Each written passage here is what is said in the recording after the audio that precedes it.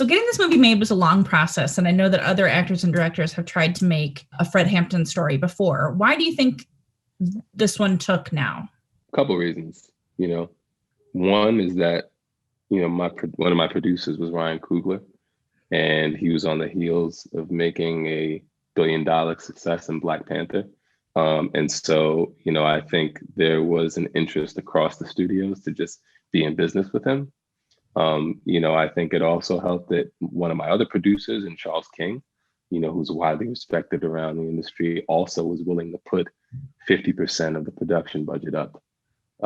And so I think those were two main factors that got the studios interested in telling the story. I think really the third one, and maybe the biggest, is that we were using genre, as Fred Hampton Jr. says, put the medicine inside the applesauce. And so I think that too intrigued the studios as well. It's interesting that you say that, because I was reading this part of this conversation that you had with Questlove at Sundance, where you were saying like you thought you'd be in sort of this bidding war, and then like all the studios kind of lowballed you because they thought it wouldn't make a lot of money. And obviously making money is a dicey proposition right now with COVID and not going to the theaters. That's pre-COVID, they didn't know this. Yeah, they didn't know.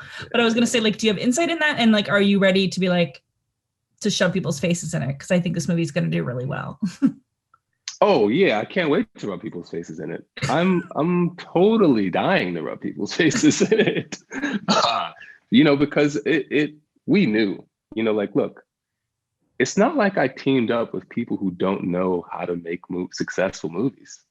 The people who are championing this movie are like industry heavyweights. You might want to listen to them. If they say that this is a movie that, not only Black folks want to see, but everybody wants to see across the world. I felt that way, but, obviously they're not going to listen to me. What the fuck do I know? But like, Ryan Coogler, Charles King, and you still, think like, I don't know. I'm still going to sort of trust this formula that, told me that Black Klansman was going to bomb, even though it was a tremendous success. I still want to put stock into that algorithm. You're lost. You guys worked intimately with not only people that knew Fred, but also with the Black Panther Party and with historians. Like, how committed were you to getting their history and their values right? It was like foundational to what we were doing. It's the only reason to tell the story. I think in early drafts, my co-writer, Will Burson, and I were like, obsessive to the point where we had the addresses of the Better Boys Club and, the apartment and Panther headquarters in the slug line,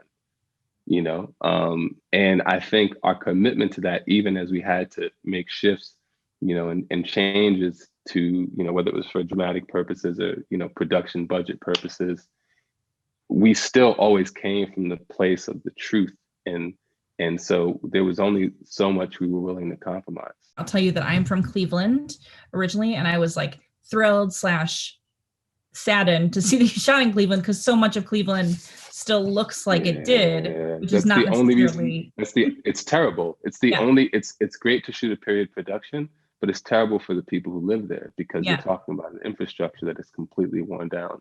I'm gonna die for the people, 'cause I live for the people. I live for the people, 'cause I love the people. When I dedicated my life to the people, I dedicated my life